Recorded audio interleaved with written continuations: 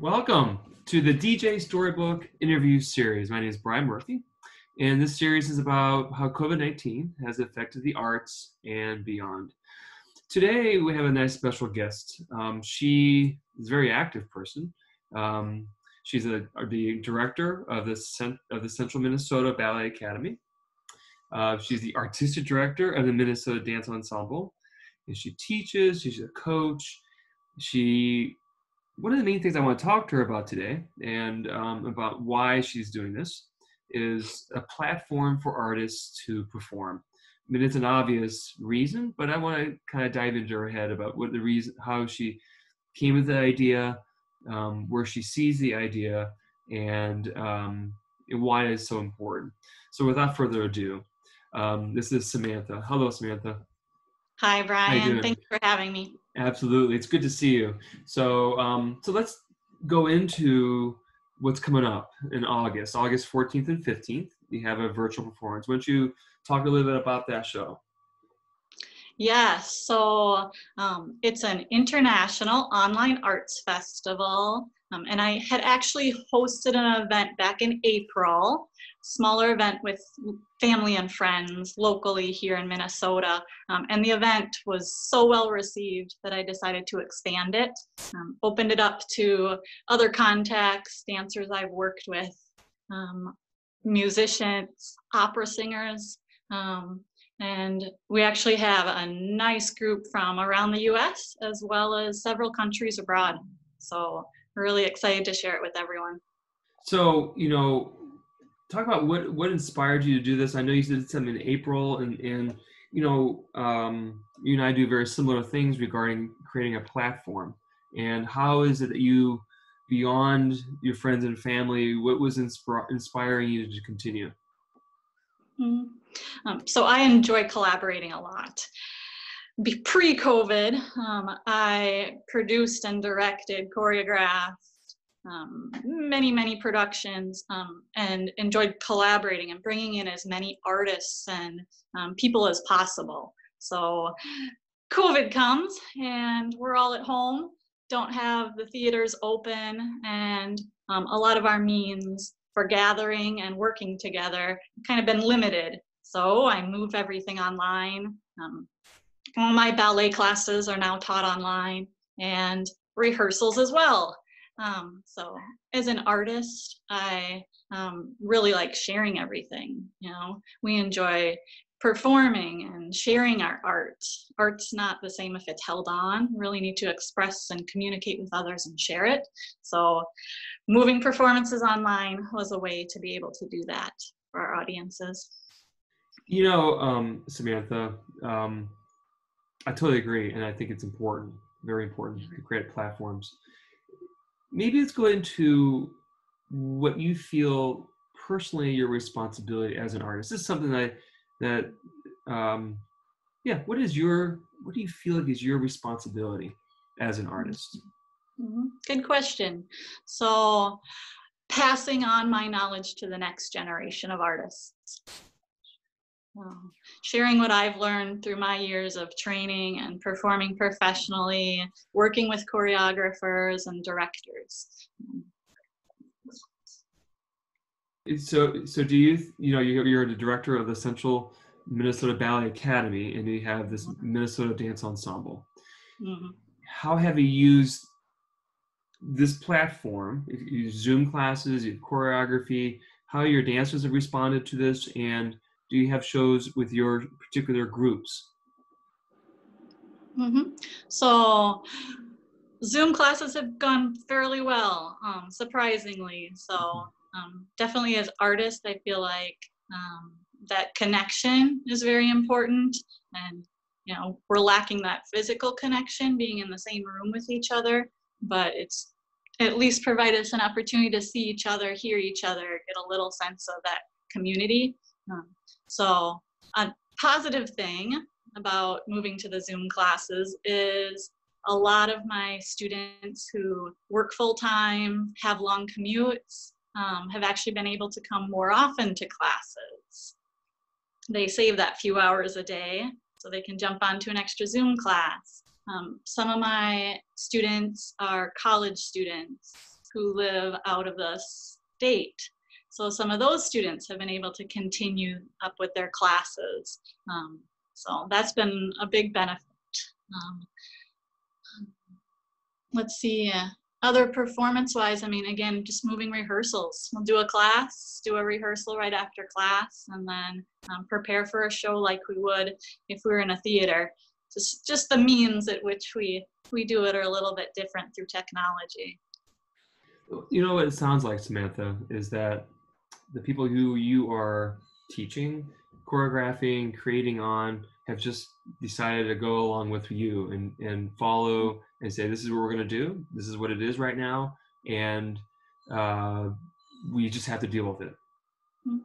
Yeah, exactly. I mean, I think as an artist, I think artists are very creative, very passionate people. We need to keep doing our art.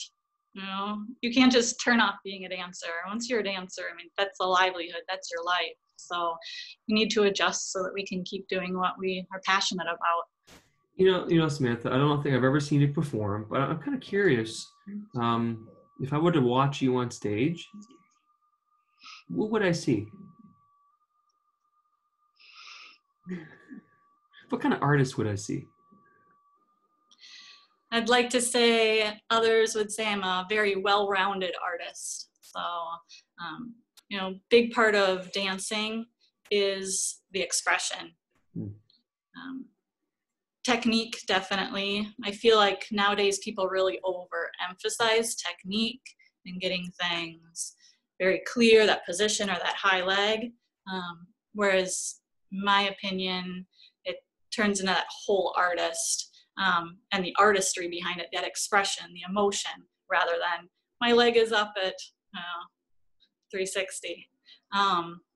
So from what I've been told from other people watching me when they show up with tears in their eyes, is that I'm that full artist, that well-rounded, have the technique, capable, and very expressive. So I love it. Have you transferred that feeling, who you as an artist, into your company? Mm-hmm. I have, definitely. All my classes, anytime I rehearse, I have that energy so that I can help the dancers have that energy. Part of the passing it along to the next generation. If the teacher is not fully passionate in there, how can the students be? You know, Samantha, I agree. And we're in an interesting time now where we have to show this passion through the screen, correct? So do you think that dance... Oops, are you there? There goes the camera. What are the joys of this? It's totally cool. You know, it's exactly what I wanted to see. The camera everywhere, the feeling everywhere, the dancing. The energy. Did you just feel that energy coming from us, Brian? I love it. That's the joy of life too. I love it. It's great. So, you know, so what do you think that dance is going to change from this situation? Pardon, one more time. Do you think dance is going to change? Do you think we're going to see dance differently? Okay, I think you're good. I think the means definitely at which we're going to be able to produce or share dance is going to change. I think a lot of society kind of will be adjusted because of COVID, but dancers need to express, and we're going to keep it going.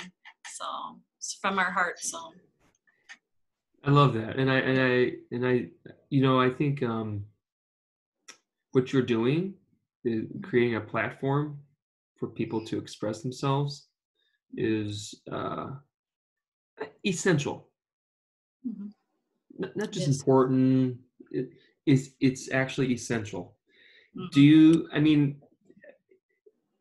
think audiences are going to, do you think we take it for granted dance, and now here we are in a scenario where we don't go to a theater, that do you think people are going to start going to theater then? So from my experience, I actually work at a local theater here as well, managing the box office, and have been speaking with many patrons about their, postponed performances and what they'd like to do with their tickets. And I've heard from many of them how this whole experience has kind of given them the realization of what they had and that they took it for granted, and that they really appreciate being able to go to the theater. They realize they miss that a lot. So hopefully people will have a greater appreciation for the arts, for dance, and continue to reach out and find ways to watch it, to create it, to move. It's almost like the opportunity has expanded. It's almost like, Definitely. yeah, and that's good for not just the artist, but it's also good for the audience. Definitely. And that's part of why I've expanded this online international dance festival. I probably wouldn't have been able to gather all the artists we're going to see without a huge grant, a lot of support to fly people in, house them in hotels. And now we're all able, those that have internet are able to get on, connect, and share it with the broader audience, more artists.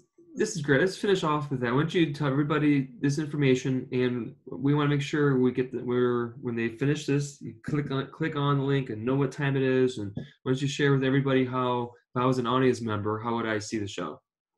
Yes. So the International Arts Festival will be shared via Zoom as well as Facebook Live on Central Minnesota Ballet Academy's Facebook page. There'll be a direct link to the Facebook Live event happening August 14th and 15th. So. Great. And, I also think it's important to support the artists. Talk a little bit about that, but this isn't like these artists are putting their time into this show. So is there a way they can donate to these artists? Yes, yep. So there'll actually be a donation button, and all donations will help to fund future projects for artists, and hopefully be able to expand and be able to pay those that deserve and need the payment. So appreciate your support. Excellent. Well, without further ado, this is wonderful. This is a DJ Storybook Interview Series with Samantha Collen. Thank you very, very much. I appreciate your time. Please, when we get off the interview, look at it, make sure you support these artists, support the cause. It's not just important, it's essential to do so. Art is what we need right now. And people like Samantha is creating an opportunity to see art. And we need to embrace it and watch and see what kind of art all over the world literally in your own box. So Samantha, thank you. I'm so glad we were able to do this. Thanks, Brian. And I'm looking forward to hosting for you on this too. It's gonna be kind of fun. This will be very fun actually. So I'm excited to have you as part of the team. This is fun great. to end with you. Cool. Thank you very much.